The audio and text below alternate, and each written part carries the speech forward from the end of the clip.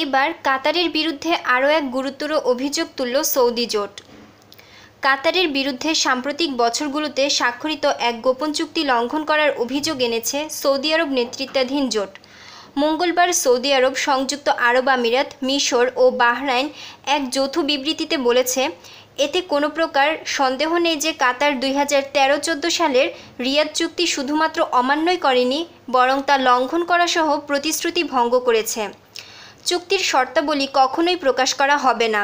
বিবৃতিতে আরও বলা হয়, কাতার অবরোধ প্রত্যাহারের শর্ত হিসেবে ইতিমধ্যে 13 দফা দাবি রিয়াদ চুক্তিতে অন্তর্ভুক্ত করা হয়েছে।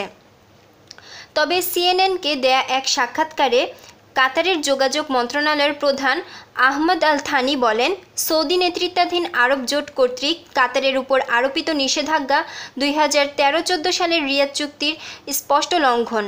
এছাড়া তাদের বর্তমান কার্যকলাপ উপসাগরীয় সহযোগিতা পরিষদের নিয়মনীতিও অমান্য করে।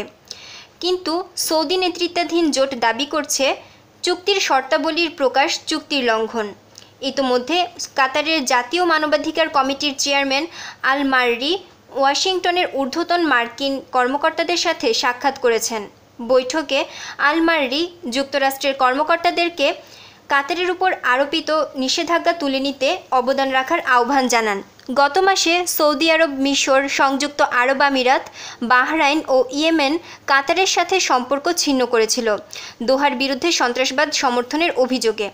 পরে সৌদি আরব কাতারের সাথে তার স্থল সীমান্ত বন্ধ করে দেয় এবং ভৌগোলিকভাবে ক্ষুদ্র উপসাগরীয় দেশকে বিচ্ছিন্ন করে দেয়। চরমপন্থার সঙ্গে কথিত যোগসাজশের যে অভিযোগ কাতারের বিরুদ্ধে উঠেছে, কাতার তা অস্বীকার করেছে।